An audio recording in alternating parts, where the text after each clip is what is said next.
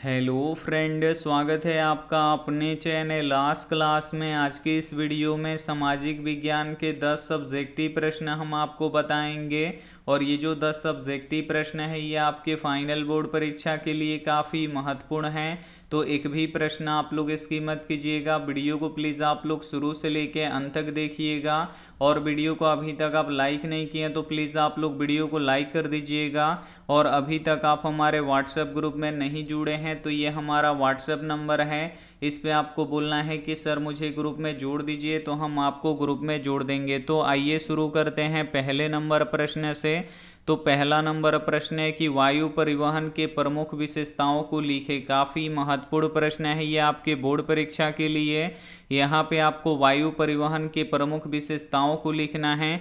तो आइए इसका उत्तर देख लेते हैं। वायु परिवहन के प्रमुख विशेषताएं निम्नलिखित हैं। हम यहाँ पे पहला विशेषता देखेंगे, यह सबसे महंगा परिवहन का साधन है। जो वायु परिवहन होता है ये सबसे महंगा परिवहन का साधन होता है। तो ये हो गया पहला विशेषता।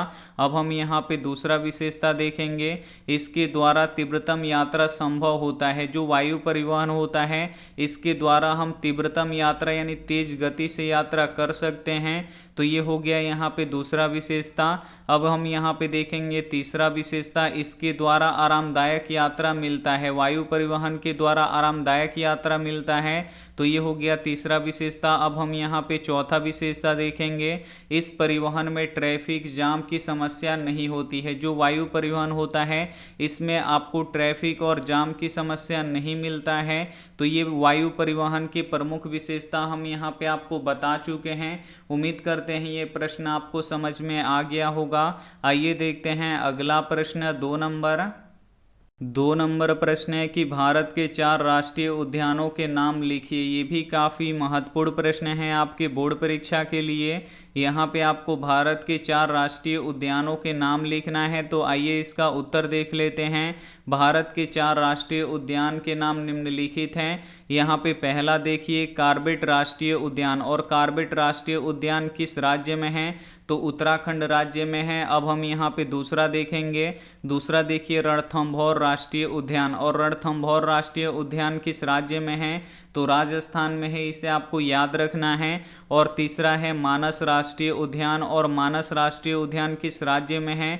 तो असम राज्य में है, इसे आपको याद रखना है। और चौथा देखिए बांधवगढ़ राष्ट्रीय उद्यान। और बांधवगढ़ राष्ट्रीय उद्यान किस राज्य में है? तो मध्य प्रदेश में है। तो यहाँ पे हम आपको भारत के 4 राष्ट्रीय उद्यान के नाम बता चुके हैं। और उम्मीद करते हैं ये भी प्रश्न आपको काफ़ी अच्छी तरीके से समझ में आ गया होगा। समझ में आ रहा है तो प्लीज़ आप लोग वीडियो को एकदम शुरू से लेके अंत तक देखिएगा। और वीडियो को लाइक नहीं किए तो प्लीज़ आप लोग वीडियो को लाइक कीजिएगा। चैनल को सब्सक्राइब नहीं किए तो चैनल को सब्सक्राइब भी कर लीजिएगा। आइए देखते हैं अगला प्रश्न। 3 नंबर प्रश्न है कि शुष्क कृषि और आर्द्र कृषि किसे कहते हैं। काफ़ी महत्वपूर्ण प्रश्न है ये आपके बोर्ड परीक्षा के लिए। यहाँ पे आपको बताना है कि शुष्क कृषि और आर्द्र कृषि किसे कहते हैं। तो आइए इसका उत्तर देख लेते हैं। सबसे पहले समझेंगे कि शुष्क कृषि किसे कहते हैं। तो शुष्क कृषि उसे कहते हैं जहाँ वर्षा 5 सेंटीमीटर से कम होता है, तो उसे शुष्क कृषि कहते हैं। तो शुष्क कृषि किसे कहते हैं? तो शुष्क कृषि उसे कहते हैं जहाँ वर्षा 5 सेंटीमीटर से कम होती है, तो उसे शुष्क कृषि कहते हैं। तो यहाँ पे आपको समझ में आ गया होगा कि शुष्क कृषि किसे कहते हैं। अब हम यहाँ पे समझेंगे कि आर्द्र कृषि किसे कहते हैं। तो आर्द्र कृषि उसे कहते हैं जहाँ वर्षा औसतन 100 सेंटीमीटर से लेके 200 सेंटीमीटर के बीच होता है, तो उसे आर्द्र कृषि कहते हैं। तो आर्द्र कृषि किसे कहते हैं? तो आर्द्र कृषि उसे कहते हैं जहां वर्षा औसतन 100 सेंटीमीटर से लेके 200 सेंटीमीटर के बीच में होता है, तो उसे आर्द्र कृषि कहते हैं। तो यहाँ पे आपको शुष्क कृषि और आर्द्र कृषि समझ में आ गया होगा।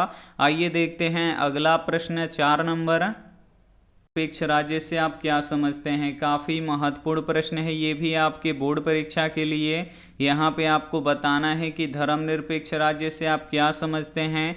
तो आइए इसका उत्तर देख लेते हैं। वैसा राज्य जिसमें किसी एक धर्म को प्राथमिकता न देकर सभी धर्मों को समान आदर प्राप्त होता है तो उसे धर्मनिरपेक्ष राज्य कहते हैं। तो धर्मनिरपेक्ष राज्य किसे कहते हैं? तो वैसा राज्य जिसमें किसी एक धर्म को प्राथमिकता न देकर सभी धर्मों को समान आदर प्राप्त होता है तो उसे धर्मनिरपेक्ष राज्य कहते हैं। और धर्मनिरपेक्ष राज्य का उदाहरण अपना देश भारत है। और धर्मनिरपेक्ष राज्य का उदाहरण कौन सा देश है? तो अपना देश भारत है। अपने देश भारत में सभी धर्मों को समान आदर प्राप्त होता है, यानी सभी धर्मों को समान आदर दिया जाता है, सभी धर्मों को एक बराबर देखा जाता है। तो उम्मीद करते हैं ये भी प्रश्न आपको काफ़ी अच्छी तरीके से समझ में आ गया होगा। आइए देखते हैं अगला प्रश्न 5 नंबर। 5 नंबर प्रश्न है कि वनस्पति जगत और प्राणी जगत में अंतर लिखे। काफ़ी महत्वपूर्ण प्रश्न है ये आपके बोर्ड परीक्षा के लिए। तो आइए इसका उत्तर देख लेते हैं। वनस्पति जगत और प्राणी जगत में अंतर निम्नलिखित है। एक बगल आप लोग लिखिएगा वनस्पति जगत और दूसरे बगल आप लोग लिखिएगा प्राणी जगत और एक एक करके अंतर स्पष्ट कर दीजिएगा। तो आइए देखते हैं पहला अंतर। वनस्पति जगत में पौधे तथा वृक्ष आते हैं। वनस्पति जगत में कौन कौन आते हैं? तो पौधे तथा वृक्ष आते हैं। और इसमें देखिए प्राणी जगत में जानवर तथा जीव जंतु आते हैं। और प्राणी जगत में कौन आते हैं? तो जानवर तथा जीव जंतु आते हैं। तो ये हो गया पहला अंतर। अब हम यहाँ पे दूसरा अंतर देखेंगे। वनस्पति जगत का अस्तित्व सबसे पहले आया। जो वनस्पति जगत है ये अस्तित्व में सबसे पहले आया। और इसमें देखिए वनस्पति जगत के बाद प्राणी जगत अस्तित्व में आया। जो प्राणी जगत है ये वनस्पति जगत के आने के बाद आया, लेकिन जो वनस्पति जगत है ये अस्तित्व में सबसे पहले आया। तो ये हो गया यहाँ पे दूसरा अंतर। अब हम यहाँ पे तीसरा अंतर देखेंगे। वनस्पति जगत ही केवल सूर्य से प्राप्त ऊर्जा को भोजन में बदल सकती है। जो वनस्पति जगत होता है यही केवल सूरज से जो प्राप्त ऊर्जा होता है इसको भोजन में बदल सकता है। और इसमें देखिए प्राणी जगत सूर्य से प्राप्त ऊर्जा को भोजन में नहीं बदल सकता। प्राणी जगत वनस्पति जगत पर निर्भर होता है। तो उम्मीद करते हैं ये प्रश्न आपको काफ़ी अच्छी तरीके से समझ में आ गया होगा। आइए देखते हैं अगला प्रश्न 6 नंबर। 6 नंबर प्रश्न है कि लोकतांत्रिक सरकार के 2 गुण और 2 दोष को लिखिए। काफ़ी महत्वपूर्ण प्रश्न है ये आपके बोर्ड परीक्षा के लिए। यहाँ पे आपको लोकतांत्रिक सरकार के 2 गुण और 2 दोष को लिखना है। तो आइए इसका उत्तर देख लेते हैं। लोकतांत्रिक सरकार के 2 गुण निम्नलिखित हैं। यहाँ पे पहला गुण देखेंगे, यह सरकार लोगों के द्वारा चुनी होती है। चुनाव में जो जीतता है वही अपनी सरकार बनाती है। तो यहाँ पे पहला गुण क्या होता है लोकतांत्रिक सरकार का? तो जो लोकतांत्रिक सरकार होता है ये लोगों के द्वारा चुना हुआ सरकार होता है और चुनाव में जो जीतता है वही अपनी सरकार बनाता है। तो ये हो गया पहला गुण। अब हम यहाँ पे दूसरा गुण देखेंगे। यह सरकार जनता की होती है और जनता के कल्याण के लिए ही कार्य करती है। और जो लोकतांत्रिक सरकार होती है ये जनता की सरकार होती है और जनता के कल्याण के लिए ही कार्य करती है। अब हम यहाँ पे लोकतांत्रिक सरकार के 2 दोष देखेंगे। तो यहाँ पे देखिए लोकतांत्रिक सरकार के 2 दोष निम्नलिखित हैं। यहाँ पे पहला दोष देखिए, इस सरकार में फैसले लेने में बहुत समय लग जाता है। जो लोकतांत्रिक सरकार होता है इसमें फैसले लेने में बहुत ही ज़्यादा समय लग जाता है। तो ये पहला दोष हुआ। अब हम यहाँ पे दूसरा दोष देखेंगे। भ्रष्टाचार पर काबू पाने में ये सरकार असफल साबित हुई है। जो लोकतांत्रिक सरकार होती है ये भ्रष्टाचार पर काबू पाने में ये असफल हमेशा साबित हुई है। तो यहाँ पे हम लोकतांत्रिक सरकार के 2 गुण और 2 दोष हम आपको बता चुके हैं। तो उम्मीद करते हैं ये भी प्रश्न आपको काफ़ी अच्छी तरीके से समझ में आ गया होगा। आइए देखते हैं अगला प्रश्न 7 नंबर। 7 नंबर प्रश्न है कि प्रत्यक्ष लोकतंत्र और अप्रत्यक्ष लोकतंत्र किसे कहते हैं। काफ़ी महत्वपूर्ण प्रश्न है। यहाँ पे आपको बताना है कि प्रत्यक्ष लोकतंत्र और अप्रत्यक्ष लोकतंत्र किसे कहते हैं। तो आइए इसका उत्तर देख लेते हैं। सबसे पहले समझेंगे कि प्रत्यक्ष लोकतंत्र किसे कहते हैं। तो वैसा लोकतंत्र जिसमें जनता स्वयं शासन कार्य में भाग लेती है तो उसे प्रत्यक्ष लोकतंत्र कहते हैं। तो प्रत्यक्ष लोकतंत्र किसे कहते हैं। तो वैसा लोकतंत्र जिसमें जनता जनता स्वयं शासन कार्य में भाग लेती है तो उसे प्रत्यक्ष लोकतंत्र कहते हैं। और प्रत्यक्ष लोकतंत्र स्विट्जरलैंड में है। और प्रत्यक्ष लोकतंत्र किस देश में है? तो स्विट्जरलैंड में है। तो यहाँ पे ये आपको समझ में आ गया होगा कि प्रत्यक्ष लोकतंत्र किसे कहते हैं।